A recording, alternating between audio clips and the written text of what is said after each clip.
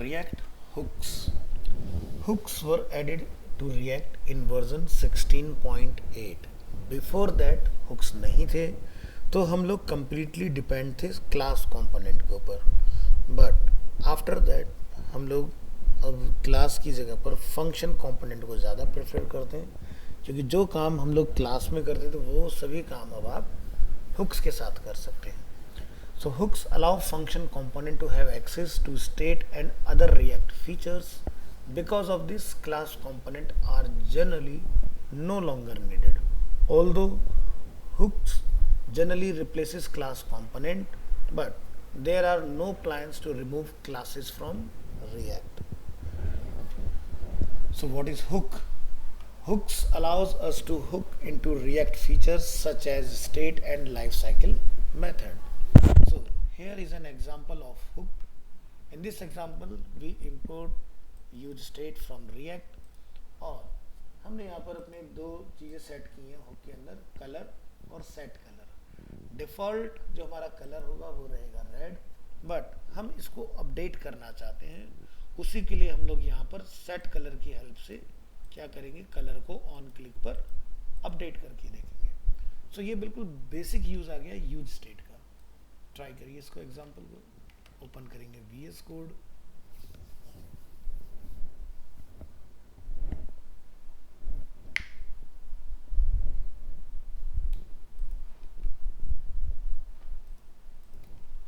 अपनी डायरेक्टरी में आइए.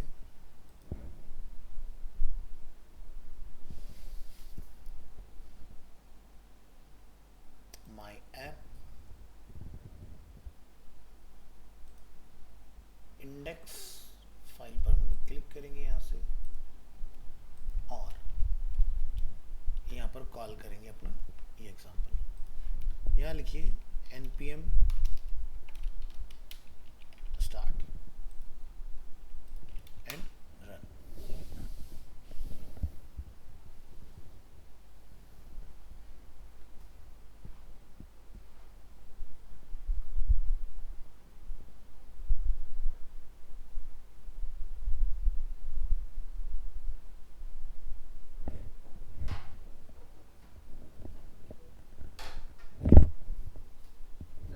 पानी ले कम रहेगा.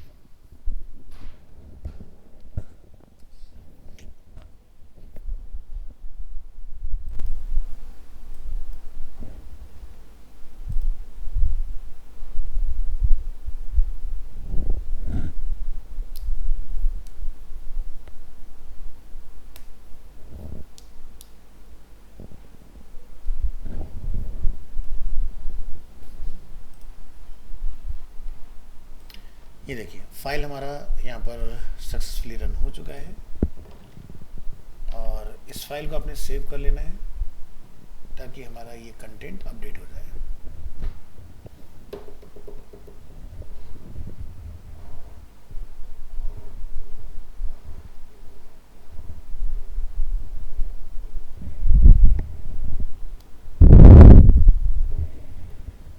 चलिए सो एक बार कोड पर दोबारा नज़र डालेंगे. हमने यहाँ पर इंपोर्ट किया है use state hook from react और यहाँ पर हमने अपना एक वेरिएबल डिफाइन किया और उसमें कलर और सेट कलर.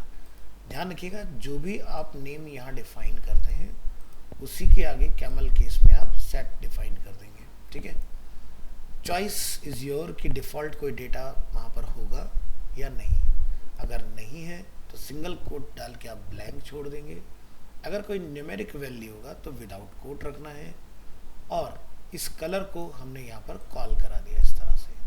ठीक है, नेक्स्ट बटन्स पर जब हम लोग क्लिक करके चेंज कराएंगे तो हमने यहाँ पर बनाया एक सेट कलर और सेट कलर के अंदर आप जो वैल्यू रखेंगे वही वैल्यू आपका ऑन क्लिक पर अपडेट हो जाएगा. तो इस तरह से हम लोग कंपोनेंट की लाइफ साइकिल को अपडेट कर सकते हैं. So you must import hooks from React. So here we are using the useState hook to keep track of the application state.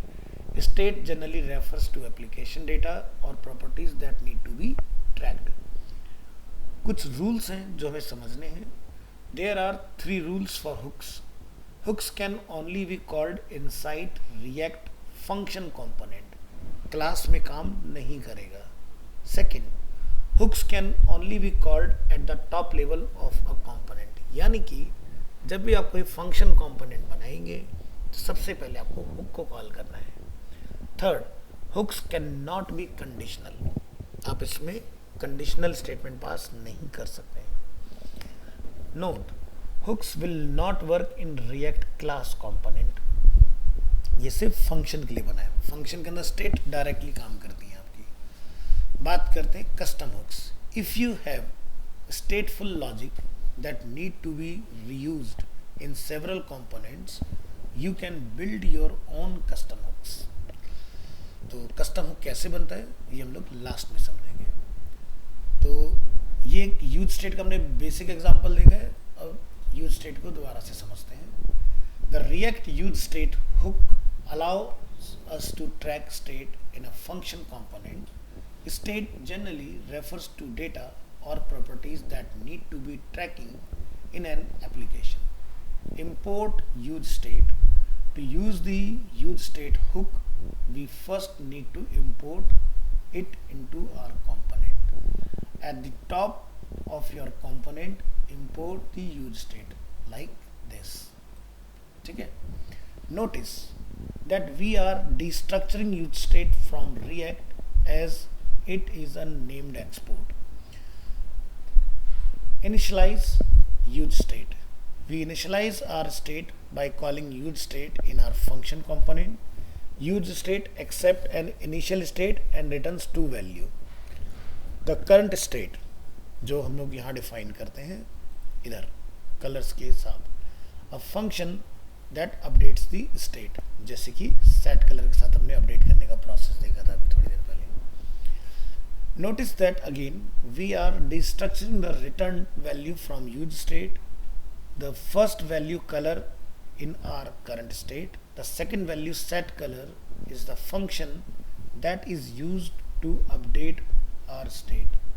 These names are variable that can be named anything whatever you like. Lastly, we set the initial state to an empty string use state. ठीक है, आप इसको blank भी रख सकते हैं और कोई डेटा भी डिफ़ॉल्ट रख सकते हैं। बात करते हैं स्टेट को रीड करने के लिए। We can now include our state anywhere in our component. So आप यहाँ देखेंगे स्टेट जो कि हमने ब्लैंक रखा था उसको हमने एक वैल्यू ऑफर किया है। सो बाय डिफ़ॉल्ट आप यहाँ नोटिस करेंगे आपको जो कलर मिलेगा वो होगा red.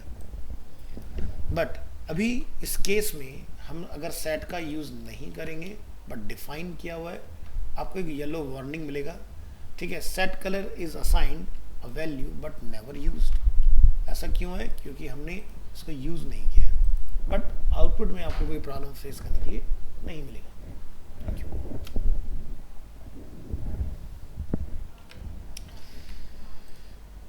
Next, update state. To update our state we use our state updater function. We should never directly update state. Example, color equal to red is not allowed. So use a button to update the state. So for updation, create one button, on click, use set color और replace कीजिए अपने existing color को with new color. So इस तरह से आप यहाँ पर नोटिस करेंगे जो येलो वार्निंग है वो आपका रिमूव हो जाएगा, क्योंकि इस एग्जांपल में हमने सेट कलर को इनकॉर्पोरेट किया है। और बटन एलिमेंट पे जब आप क्लिक करेंगे तो ये रेड से ब्लू में रिप्लेस हो जाएगा इस तरह। व्हाट कैन स्टेट होल्ड, क्या क्या होल्ड कर सकता है उसकी बात करते हैं। So use state hook can be use to keep track of string, number, boolean, array, object and any combination of these. So we could create multiple state hook to track individuals value. So in this example here you can notice हमने बनाया है constant brand set brand और default my brand name is Ford. Then second हमने state define किया model set model और default हमारा model है Mustang. Launch year है हमारा 1964. In the same way color हमने define किया red. अब my brand अगर मैं यहाँ लिखता हूँ expression में तो आपको मिलेगा my Ford. It is a red Mustang from 1964, ये आपको डिफॉल्ट इसका रिजल्ट मिलने वाला है। तो इस एग्जांपल हम लोग क्या देख रहे हैं, मल्टीपल स्टेट। तो आप देख सकते हैं ये चारों हमने यूज नहीं किया था, इन चारों को लेके आपको लिखाएगा is assigned but never used, but आपका आउटपुट यहाँ पर क्रिएट हो चुका है। और we can just use one state and include an object instead. अब या तो आप ऐसे बना लो, बट इसका जो रिफाइन वर्जन है वो ये है। हम बनाएंगे, आप देखो सब जो भी बातें हो रही हैं वो किसके लिए हो रही है, कार के लिए। तो आप ऐसा बनाओ, constant car, set car, use state के अंदर बना दो एक object, brand Ford, model Mustang, year 1964 and colour is red. ये भी आपका सेम पर्पस सॉल्व करेगा जो ये आपका सॉल्व कर रहा है। यहाँ पर सेव करेंगे और ये देखिए आउटपुट परफेक्ट काम कर रहा है। अगेन हमने सेट कलर कार को यूज नहीं किया है, जब बटन वगैरह आप बना लेंगे तब उसका रिक्वायरमेंट आएगा। Since we are now tracking a single object, we need to reference that object and then the property of that object when rendering the component car dot brand, for example. Update object and array in state. So when state is updated, the entire state gets overwritten. What if we only want to update the color of our car? If we only called set color और उसमें हम लोग define करते हैं colour value, this would remove the brand, model and year from our state. We can use the JavaScript spread operator to help us. So in this example we created a function which is update color और इसमें हम लोग यहाँ पर define कर रहे हैं क्या, set car। set car में हमने यहाँ पर डिफाइन किया है क्या, प्रीवियस स्टेट जो भी है उसमें हम यहाँ पर क्या करेंगे, रिटर्न करेंगे जो भी प्रीवियस स्टेट है उसको एज इट इज रखो, बस कलर जो रेड था उसको कैंडी रेड से रिप्लेस करो। अब क्या होगा, जब आप अपडेट कलर पर क्लिक करेंगे आपका कलर जो है वो रेड से कैंडी रेड में रिप्लेस होगा। अब आपको यहाँ पर कोई येलो वार्निंग नहीं मिलेगा क्योंकि हम यहाँ पर यूज कर चुके हैं। ठीक है, सेट कार को आउटपुट में देखिए, जैसे आप यहाँ से क्लिक करेंगे it is a candy red Mustang from 1964। तो ऑब्जेक्ट में इस तरह से आप अपडेट करा सकते हैं। Because we need the current value of state, we pass a function into our set car function. This function receives the previous value. We then return an object spreading the previous state and overwriting only the colour.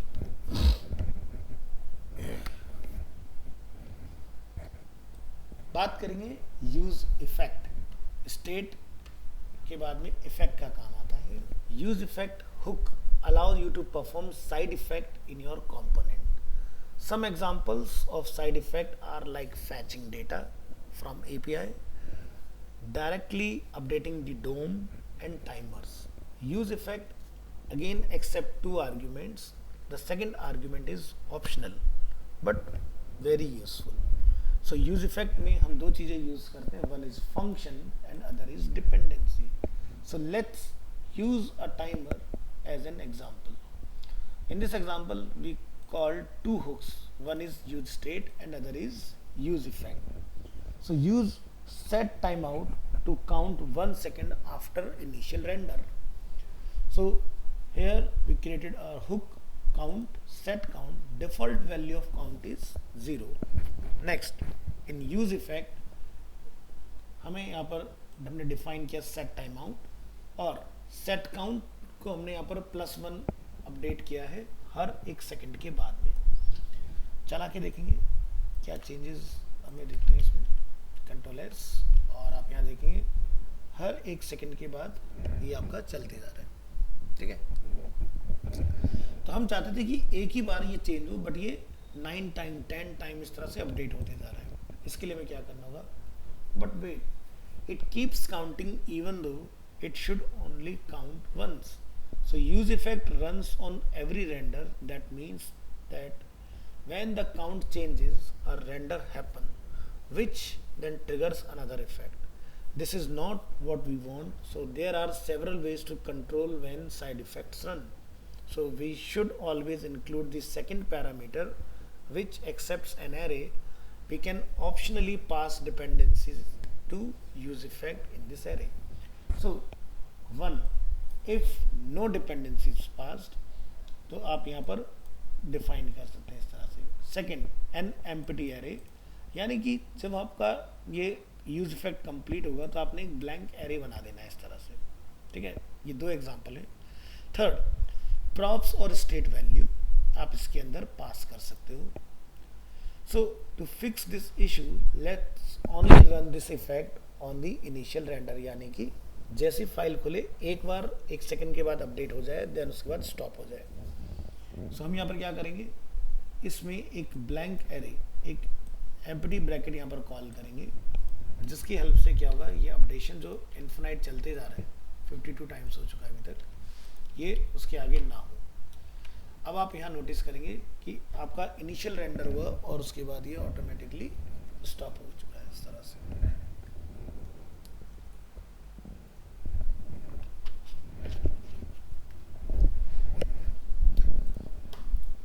Next example, use effect hook that is dependent on a variable. If the count variable updates, the effect will run again. So here we created two hooks, one is count and other is calculation. और यहाँ पर हमने दूसरा name define किया set count and set calculation. Default दोनों का value हमने क्या रखा है, 0. यूज इफेक्ट में हमने लिखा है set calculation, ठीक है, और यहाँ पर हमने उसको मल्टीप्लाई किया है 2 के साथ. काउंट की जो भी वैल्यू होगी उसको मल्टीप्लाई करो 2 के साथ. इस बार हम काउंट को इस ब्लैंक एरे के अंदर पास करेंगे. चलिए, हमने ऐसे किया, इसको कॉपी, यहाँ पर कॉल, ब्राउजर में आ जाएंगे. अब जैसे मैं यहाँ पर काउंट करूँगा 1, तो यहाँ आप देखेंगे 2 हो जाएगा. जैसे यहाँ 2 होगा, 2 2 जा 4, 2 2 जा, ठीक है, इस तरह से आपका ये काम करते जाएगा, मल्टीप्लाई 2 होता रहेगा. If there are multiple dependencies, they should be included in the use effect dependency array. So आप यहाँ पर कॉमा लगा के पास कर सकते हो. बात करेंगे इफेक्ट क्लीनअप की. Some effects require cleanup to reduce memory leak. Time out, subscription, event listeners and other effects that are no longer needed should be disposed. So we do this by including a return function at the end of the use effect hook. So यहाँ पर आप देखेंगे इसके अंदर हमने state और effect दोनों को यूज़ किया है. काउंट की वैल्यू को हमने रखा है 0. इफेक्ट को हमने बोला है कि भाई 1 सेकेंड के बाद में उसकी वैल्यू में क्या हो जाए, +1 का इंक्रीमेंट हो जाए. और यहाँ पर हमने एक और चीज़ ऐड की है, रिटर्न. रिटर्न में हमने क्या डाला है, क्लियर टाइम आउट. टाइमर जो वैल्यू को मेरी अपडेट कर रहा है वो बंद हो जाए. इससे क्या होगा, ये आगे टाइम आउट नहीं, सॉरी, जो हमने टाइम आउट चलाया है वो हर 1 सेकंड पर चलता नहीं रहेगा, वो एक बार अपडेट करके परमानेंट बंद हो जाएगा. इससे क्या होगा, हमारा जो रिसोर्स है वो यूज़ नहीं होगा. एक बार चला, टाइम आउट बंद हो गया, दैट्स इट. इससे पहले वाले जो एग्जांपल था उसमें एक बार चल के रुक तो गया, बट बैकएंड में वो टाइम आउट स्टिल अभी भी चलते जा रहा है. तो उसी चीज़ को रोकने के लिए हमने यहाँ पर क्या डाल दिया, मेमोरी लीकेज ना हो, तो हमने यहाँ पर यूज़ किया है टाइम आउट. एक बार जिस पर्पस के लिए चलाया, 1 सेकंड के बाद +1 का इंक्रीमेंट हो, देन खत्म. To clear the timer we had to name it. तो हमने नेम क्या होता है, टाइमर. टाइमर को अपने टाइम आउट के अंदर कॉल करना है. नेक्स्ट हो गया context.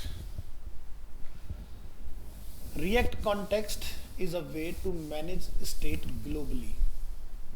It can be used together with the use state hook to share state between deeply nested component more easily than with use state alone.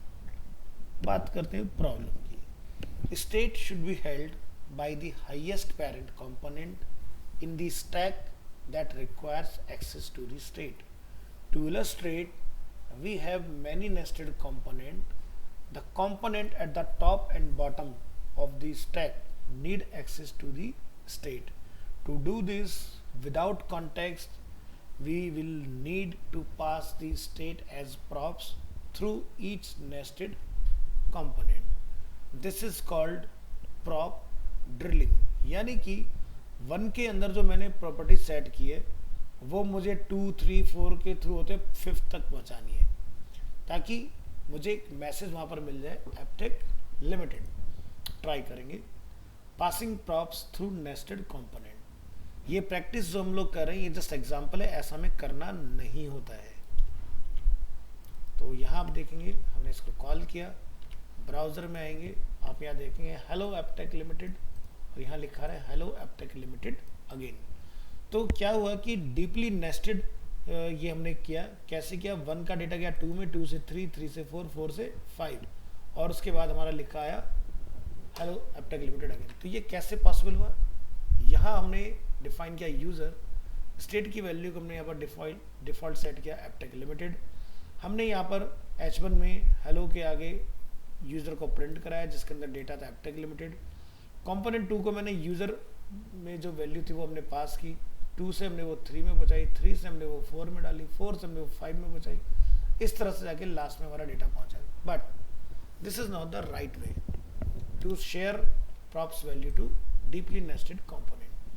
Even though component 2 or 4 did not need the state, but they had to pass the state along so that it could reach component 5. The solution is to create context. आपने यहाँ पर use करना है create context hook. To create context you must import create context and initialize it. Next we will use the context provider to wrap the tree of component that need the state context. So wrap child component in the context provider and supply the state value. So in this example again हमने state को उसी तरह से use करना है, but आपने इस बार H1 और component 2 को यूजर कॉन्टेक्स्ट में रैप कर देना है इस तरह से। और क्या डेटा आपने पास करना है? User. Now all the component in this tree will have access to the user context. In order to use the context in a child component, we need to access it using the use context hook. First, include the use context in the import statement. Import react use state, use context and use create context and use context. तो आपको create context को भी लिखाना है, then आपने use context को इस्तेमाल करना है। तो लास्ट वाले 5 में कंपोनेंट में आप जाके लिखेंगे context user equal to use context और उसके अंदर यूजर कॉन्टेक्स्ट को आप पास कर देंगे।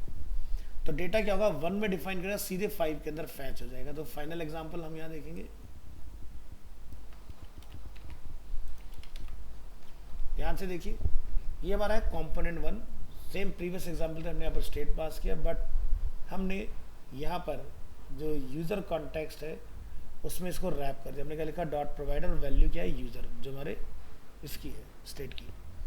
इसको हमने कॉल कराया अपने H1 के अंदर और कंपोनेंट 2 को हमने पास कर दिया। अब आप यहाँ पर कोड में थोड़ा सा क्लीनिंग देखेंगे। कंपोनेंट 2, 3, 4 किसी में भी जिक्र नहीं है, जो कि पहले एग्जांपल में था। 5 के अंदर जाके हमने सीधे लिखा कांस्टेंट यूजर और यूज कॉन्टेक्स्ट में हमने यूजर कॉन्टेक्स्ट को पास कर दिया। इसके बाद आप यहाँ पर जब लिखेंगे यूज़र हेलो यूज़र अगेन, तो यूज़र की जो वैल्यू होगी जो 1 के अंदर हमने सेट की थी एप्टेक लिमिटेड, वो आपको यहाँ पर रिसीव होगी। ये हमने फाइल को किया सेव और ये देखिए Aptech limited and Aptech limited again हम रिजल्ट देख पा रहे हैं इस तरह से। तो ये था आपका यूज़ कॉन्टेक्स्ट। फिर आता है यूज़ रेफरेंस। ये भी एक हुक है हमारे पास। Use reference hook allows you to persist value between renders. It can be used to store a mutable value that does not cause a re-render when updated. It can be used to access a DOM element directly. एक minute दीजिएगा। तो use reference की हम लोग बात करें, it can be used to store a mutable value that does not cause a re-render when updated. It can be used to access a DOM element directly. So does not cause re-render. So if we tries to count how many times our application renders using the use state hook, we would be caught in an infinite loop since this tool itself causes a re-render. So to avoid this, we can use the use reference hook. तो use state, use effect and use reference तीनों hooks को आपने use करना है. सबसे पहले state के अंदर हम लोग स्टेट की वैल्यू, इनपुट वैल्यू और सेट इनपुट वैल्यू डिफाइन करेंगे. फिर हमने एक वेरिएबल बनाया काउंट, जिसमें हम लोग कॉल करेंगे यूज रेफरेंस और इसकी वैल्यू को हम लोग रखेंगे डिफॉल्ट 0. इफेक्ट को हम लोग कॉल करेंगे और count dot current equal to हम लोग इसकी वैल्यू में +1 का इंक्रीमेंट करेंगे. अब क्या होगा, इनपुट टाइप टेक्स्ट वैल्यू हम लोग यहाँ पर इनपुट वैल्यू को इसमें इनिशियलाइज कर देंगे. ऑन चेंज पर आप लिखेंगे सेट इनपुट वैल्यू और event dot target dot value जो भी है वो. इसके बाद काउंट के अंदर आप लिखेंगे काउंट और काउंट की जो करंट वैल्यू है वो. ऐसा करने से क्या होगा, जैसे जैसे आप लिखते जाएंगे काउंट की वैल्यू जो है वो ऑटोमेटिकली अपडेट होती जाएगी. तो जैसे कि अभी हम लोग क्या देख रहे हैं, 0. मैं लिखा ARENA इस तरह से. ठीक है. अब ऐसा नहीं कि आप डिलीट करोगे तो यहाँ पर लेस हो जाएगा, नहीं, वो भी आपका काउंट होगा इसके अंदर. ठीक है. जैसा आप यहाँ देखेंगे हम डिलीट करें लेकिन वैल्यू बढ़ रहा है. क्या हो रहा है, रेंडर काउंटर. जितनी बार भी आप फाइल में चेंजेस कर रहे हैं आपका वो री रेंडर हो रहा है और उसी को वो काउंट कर रहा है बार बार. So use reference only returns one item. It returns an object called current which is predefined. When we initialize use reference, we set the initial value use reference 0. It's look like doing this constant count equal to count की value default 0. So we can access the count by using count dot current. Next, accessing DOM elements. In general, we want to let React handle all DOM manipulation, but there are some instances where use reference can be used without causing issues. In React, we can add a reference attribute to an element to access it directly in the DOM. So in this example, we use only use reference element, input element equal to हमने call किया use reference और हम चाहते हैं focus कराना इसको. तो क्या होगा, आपका जो एलिमेंट है वो फोकस में आएगा. कौन सा, इनपुट टाइप टेक्स्ट. क्यों, क्योंकि हमने रेफरेंस में क्या कॉल किया है, इनपुट एलिमेंट, और इनपुट एलिमेंट के अगेंस्ट क्या है, use reference.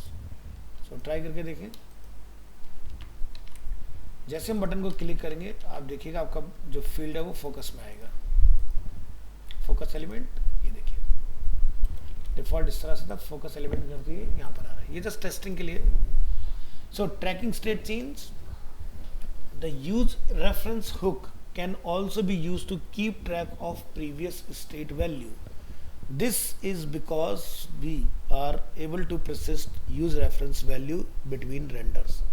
So use reference to keep track of previous state value.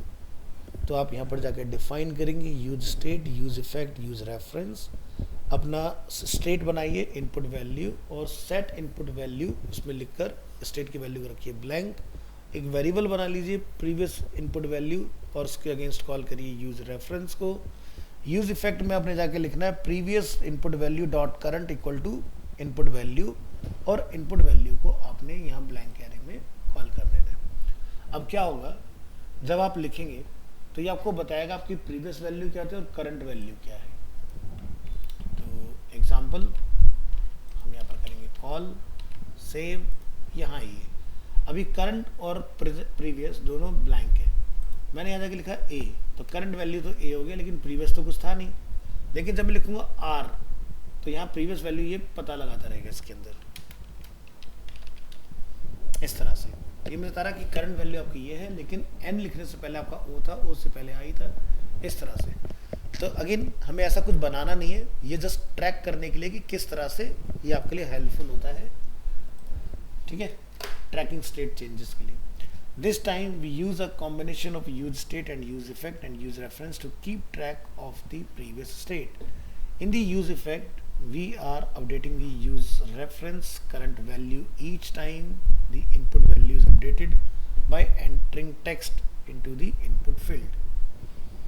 Next, use reducer hook. The use reducer hook is similar to the use state hook. It allows for custom state logic. If you find yourself keeping track of multiple pieces of state, that rely on complex logic, use reducer may be helpful or useful.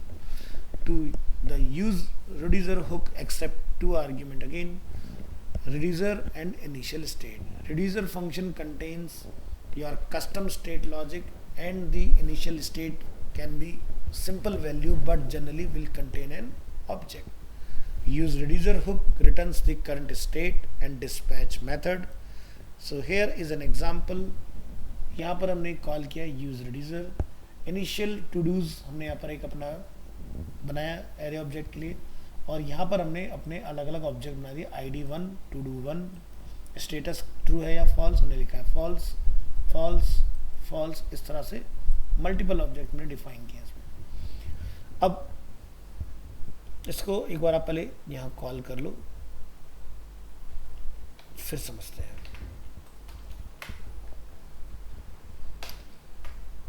ठीक है, तो सभी का structure proper आ गया हमारा. तो हमारे पास initial to dos में 3 टू डूज हैं, 1 2 एंड 3. तीनों का स्टेटस फॉल्स है. फॉल्स होगा तो यानी कि अनचेक होने चाहिए. क्यों होंगे? क्योंकि हमने कांस्टेंट रिड्यूसर इक्वल टू हमने डिफाइन किया स्टेट कॉमा एक्शन, और हमने यहाँ पे क्या लिखा स्विच एक्शन डॉट टाइप. ठीक है, केस हमने बनाया कंप्लीट. रिटर्न करेंगे स्टेट डॉट मैप, ये लूप करेगा डेटा को टू डू को. If todo dot I D triple equal to action dot I D. Return करो जितने भी टू डूज हैं, और अगर वो कंप्लीट है तो todo complete, otherwise no. ठीक है, एल्स रिटर्न टू डूज.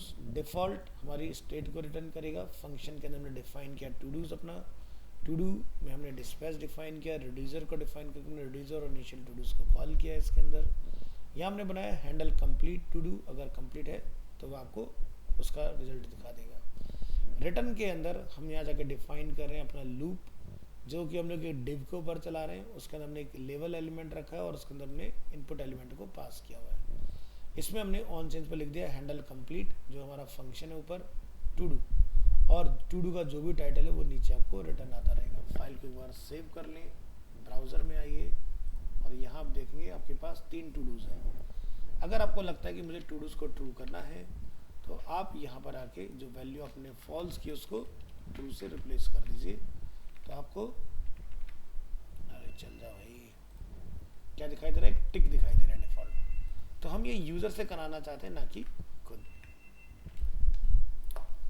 ठीक है, तो इस तरह से ये वाला पार्ट आपका जो है वो वर्क करेगा इसमें. चलिए इसको और देखते हैं. This is just the logic to keep track of to-do complete status.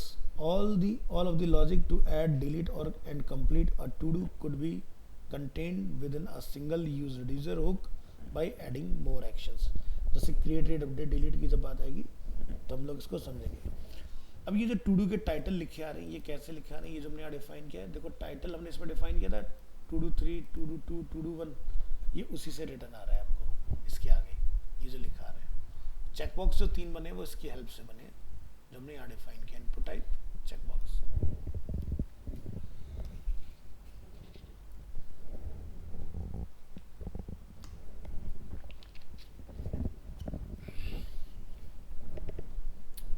Next है आपके पास call back.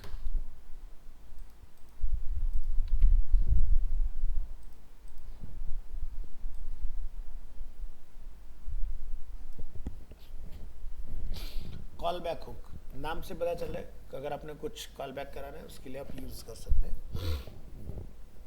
The React use call back hook return a memoized call back function. Think of memoization as caching a value so that it does not need to be recalculated. This allows us to isolate resource intensive functions so that they will not automatically run on every render. So use callback hook only runs when one of it is dependency updated. So this can improve performance. The use callback and use memo hooks are similar. The main difference is that use memo returns a memoized value and use callback returns a memoized function. तो memo return करता है मेमोमाइज value और callback return करता है मेमोमाइज function. Memo हम लोग already use कर चुके हैं. ठीक है, लेकिन दोबारा से समझेंगे इसके अंदर। तो पहले प्रॉब्लम की बात करते हैं, कहाँ पर क्या प्रॉब्लम आ रही है और किस तरह से इसको हम लोग कॉल बैक से सॉल्व कर सकते हैं। One reason to use callback it's to prevent a component from re-rendering unless its props have changed. In this example, you might think that the to-dos component will not re-render unless the to-dos change. तो ये हमारे पास एक index file है, ठीक है, जिसमें हमने count set count जिसकी वैल्यू है 0 और todo set todos जिसमें हमने एक एरे ऑब्जेक्ट अपना बनाया हुआ है। इंक्रीमेंट फंक्शन के अंदर हमने काउंट की वैल्यू +1 का इंक्रीमेंट किया है। ऐड टू डूज के अंदर स्प्रेड ऑपरेटर का हमने यूज़ किया है, जो भी वैल्यू है उसके अंदर नया टू डू ऐड करो। यहाँ हमने लिखा है टू डू एलिमेंट, जो कि हम लोगों ने नीचे बनाया हुआ है। टू डू एलिमेंट कैसे बना, क्योंकि फंक्शन बना हुआ है। तो यहाँ से आपका डेटा टू डूज का इसमें जाएगा, ठीक है, और ऐड टू डू के अंदर आपका टू डू ऐड हो जाएगा। इसमें HR लगाया हमने, काउंट की जो भी डिफ़ॉल्ट वैल्यू वो आपको यहाँ दिखाई देगी। जब आप बटन से क्लिक करेंगे तो वैल्यू में इंक्रीमेंट होगा। यहाँ पर हमने मैमो का यूज़ किया हुआ है। मैमो आपको मैंने ऑलरेडी बता रखा है, बस जब भी आप रेंडर करेंगे मैमो में रैप कर देंगे इस चीज़ को। तो कॉपी करेंगे अपने इंडेक्स को और इसको टू डू नहीं मिल रहा है तो टू डू डिफाइन कर दीजिए।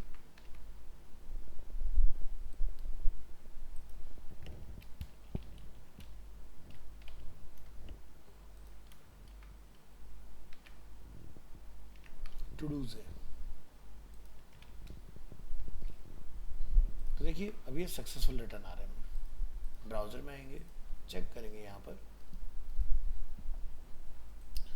अभी आप क्या नोटिस करेंगे, जब लोग यहाँ से +1 पर क्लिक कर रहे हैं तो चाइल्ड रेंडर हो रहा है, जबकि ये नहीं होना चाहिए था इसमें, ठीक है। तो ध्यान से देखो क्या लिखा आ रहा है इसमें, ऐड टू डू, ठीक है। ऐड टू डू में यहाँ पर क्या हो रहा है, जो पैराग्राफ है वहाँ पर +1 का इंक्रीमेंट होना चाहिए। जैसे मैं यहाँ क्लिक करूँगा, देखो नया बना, तो यहाँ तो चाइल्ड रेंडर होना समझ में आता है, लेकिन यहाँ पर चाइल्ड रेंडर कहाँ से हो रहा है, जब लोग काउंट बढ़ा रहे हैं। क्योंकि काउंट की जो वैल्यू है, अगर आप यहाँ नोटिस करेंगे, ये हमने इंडेक्स कंपोनेंट में डिफाइन की है। बाकी का जो ऊपर का लॉजिक आप देख रहे हैं, ये जो हमारा माई टू डूज कंपोनेंट है वहाँ से आ रहा है। हम अपने में कर रहे हैं तो भी चाइल्ड रेंडर हो रहा है, और अगर हम लोग चाइल्ड में कर रहे हैं तो भी चाइल्ड रेंडर हो रहा है। तो चाइल्ड में करें तो समझ में आता है, लेकिन अगर हम अपने कंपोनेंट में कर रहे हैं तो ये समझ से बाहर है ना। इसी का सॉल्यूशन है हमारे पास। So try running this and click the count increment button. You will notice that the to do's component re-render even when the to do's do not change. So why does this not work? We are using memo, so the to do's component should not re-render, since neither the to do's state nor the add to do function are changing when the count is incremented. This is because of something called referential equality.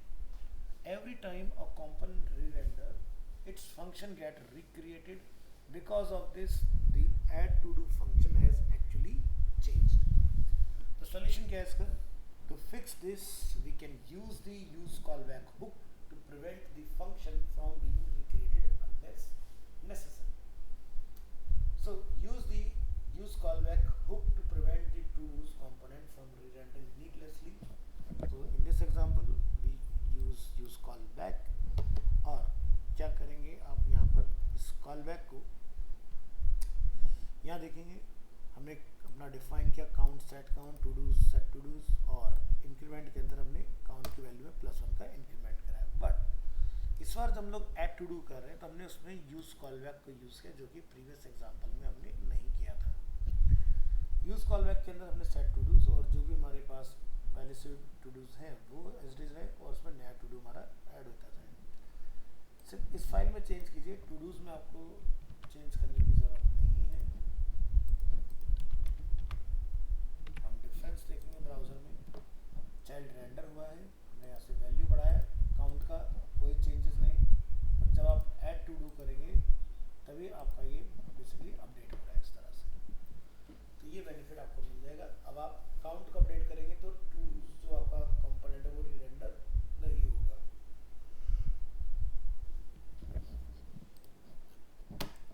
Now the to-dos component will only re-render when the to-dos props change. अब बात करते हैं memo की. React use memo hook returns a memomized value. Think of memomization as caching a value so that it does not need to be recalculated. Use callback hook only runs when one of its dependencies updated. This can improve performance. The use callback and use memo hooks are similar. The main difference is that use memo returns a memomized value and use callback returns a memomized function. Performance. The use memo hook can be used to keep expensive resource intensive function from needlessly running. In this example, we have an expensive function that runs on every render. When changing the count or adding a to do, you will notice a delay in execution. So यहाँ पर purposely हमने क्या किया है कि जैसे कोई value update होगा, ठीक है, तो वो आप नोटिस करेंगे कि वो थोड़ा टाइम लेकर वहाँ पर ऐड होगा, इमीडिएट नहीं होगा. सो हमने यहाँ पर इस तरह से इसको डिफाइन किया और यहाँ जाके इसको कॉल किया. साइड कोड को ध्यान से समझिए. काउंट यानी कि हमने स्टेट को यूज़ किया है और डिफ़ॉल्ट हमने इसकी वैल्यू रखा है 0. टू डूज हमने यहाँ पर डिफ़ॉल्ट एरे बना के छोड़ दिया है, जो भी ऐड होगा वो एरे में ऐड होता है. कैलकुलेशन हमने यहाँ पर बना लिया एक्सपेंसिव कैलकुलेशन और उसमें हमने पैरामीटर सेट किया अपना काउंट. अभी एक्सपेंसिव कैलकुलेशन क्या है नीचे आपको मिलेगा. इंक्रीमेंट के अंदर हमने लिखा है कि काउंट की वैल्यू +1 का इंक्रीमेंट हो. टू डूज के अंदर हमने जाके लिखा है सेट टू डूज और जो भी हमारे टू डूज है उसके अंदर नया टू डू ऐड होता जाए. रिटर्न करा है हमने यहाँ से टू डूज डॉट मैप. ठीक है, जितनी बार भी आपका टू डूज बनेगा उतनी बार आपका पैराग्राफ के अंदर वो एक इंक्रीमेंट होता जाएगा और ये बटन के थ्रू होगा. इस तरह से काउंट के ऊपर हमारा काम होगा. अब हमने एक और कंपोनेंट बनाया एक्सपेंसिव कैलकुलेशन जिसका पैरामीटर है नंबर. कंसोल डॉट लॉग में लिखा है कैलकुलेटिंग. हमने यहाँ पर जानबूझ के एक बहुत बड़ा नंबर दिया है ताकि जब मैं क्लिक करूँ तो इसको एक टाइम लगे उस चीज़ को करने में कैलकुलेशन के अंदर. ठीक है, और जब आप क्लिक करेंगे तो वैल्यू में जो भी है उसके अंदर +1 का इंक्रीमेंट होगा. अब ये एकदम इमीडिएट नहीं होगा जैसे पहले हो जा रहा था. तो यहाँ नोटिस करेंगे हम ऐड टू डू पर क्लिक कर रहे हैं तो ऐड टू डू एक टाइम लगा के हो रहा है, एकदम इमीडिएट रिजल्ट नहीं आ रहा है. ठीक है, ऐसे काउंट पे क्लिक करेंगे आप तो देख रहे हो कितनी देर के बाद काम कर रहे हैं. तो इसी प्रॉब्लम का समाधान है memo. To fix this performance issue we can use the use memo hook to memoize the expensive calculation function. This will cause the function to only run when needed. So we can wrap the expensive function call with use memo.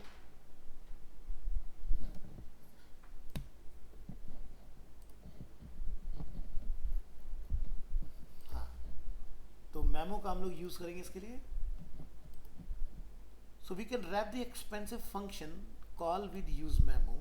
Use memo hook accepts a second parameter to declare dependencies. The expensive function will only run when its dependency have changed. So in the following example, the expensive function only run when count is changed and not when to-dos are added. तो यहाँ पर हमने memo को call किया. इस बार हमने क्या किया, कैलकुलेशन को मेमो में रैप कर दिया इस तरह से. अब क्या होगा, आपका परफॉर्मेंस इशू जो लैग था एक जो डेटा ऐड करने में आ रहा था वो आपका खत्म हो जाएगा. दोबारा देख लीजिए लैग क्या है. मैं टू डूज अपडेट कर रहा हूँ वो भी बहुत लेट हो रहा है और मैं काउंट अपडेट कर रहा हूँ वो भी बहुत लेट हो रहा है. इसी चीज़ का हम लोग सॉल्यूशन लेके आ रहे हैं मेमो के साथ. मेमो यूज़ करने से आपका ये प्रॉब्लम सॉल्व हो जाएगा. देखिए डेटा हमारा यहाँ पर आ चुका है. हमने क्लिक किया ऐड टू डू, इमीडिएट काम हो रहा है क्योंकि लोड मेरा काउंट के अंदर है तो काउंट को टाइम लगना चाहिए ना कि टू डूज को. पहले के एग्जाम्पल में क्या था, दोनों ही हैम्पर हो रहे थे. अब सिर्फ काउंट में टाइम लगेगा ना कि टू डूज के अंदर. तो ये होता है मेमो का एडवांटेज. नेक्स्ट बात करेंगे कस्टम हुक. कस्टम हुक यानी कि अब हम लोग उस लेवल पर आ चुके हैं जहाँ से हम लोग कोई डेटा वगैरह फैच कर पाएंगे. ये आज का हमारा लास्ट टॉपिक होगा और कल से हम लोग फिर रिएक्ट के अंदर प्रोजेक्ट बनाना स्टार्ट करेंगे. ठीक है, क्योंकि आज के लिए हुक्स आपके लिए काफ़ी ज़्यादा है, तो इनको ध्यान से देखना पहले, फिर आगे बढ़ेंगे। So hooks are reusable function when you have component logic that need to be used by multiple components. We can extract that logic to a custom hook. So custom hook start with use, जैसे कि हमने यहाँ पर किया है use fetch. So let's build a custom hook that fetches data from an API. API की full form होती है application interface. In the following code, we are fetching data in our home component and displaying it. So we will use the JSON placeholder service to fetch fake data. अब ये क्या है, एक website है JSON placeholder. यहाँ से हमें practice के लिए डमी डेटा मिल जाता है, हमें बनाना नहीं पड़ता। आप नीचे आएंगे और यहाँ पर आपके पास अलग अलग टेबल्स हैं, जिसके अंदर पोस्ट में 100 डेटा है, कमेंट्स में 500 है, एल्बम में 100 है, फोटोज़ में 5000 है, टू डूज में 200 है, यूजर्स में 10 है। तो इस डेटा के ऊपर हम लोग प्रैक्टिस करेंगे। तो जैसे पोस्ट की अगर हम लोग बात करते हैं तो ये हमारा API का URL है और इसके अंदर ये डेटा है। तो इस वेबसाइट से डेटा हम लोग अपने प्रोजेक्ट में फैच करेंगे। तो चलिए यहाँ आइए। So use the JSON placeholder service to fetch fake to-do items and display the titles on the page. तो टाइटल्स आप देख सकते हैं यहाँ पर अवेलेबल है इस तरह से। चलिए, सो हमने ध्यान रखना है कि यूज स्टेट को तो लगाना ही लगाना है। तो यूज स्टेट और यूज इफेक्ट हमने दोनों को यूज किया है।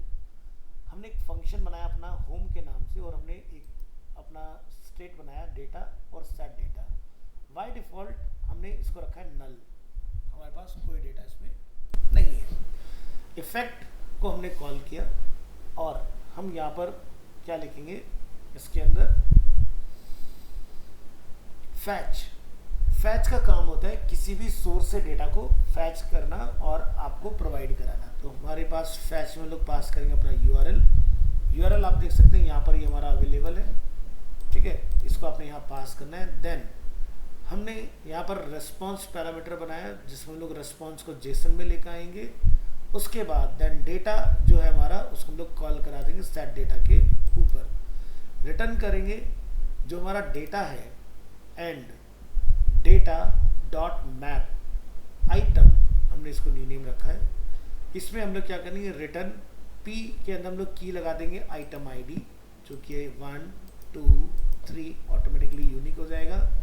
और आइटम डॉट टाइटल यानी कि यहाँ पर टाइटल हमारे पास की है तो वहाँ से हम लोग टाइटल निकालेंगे। अगर हम इस फाइल को अपने कंप्यूटर में रन करेंगे, यहाँ पर आप नोटिस करेंगे आपके ब्राउज़र में API से डेटा देखो फैच हो चुका है। तो यहाँ पर आप देखें फर्स्ट लाइन को ध्यान से, और यहाँ पर आप इस लाइन को अगर आप मैच करेंगे टू डूज के अंदर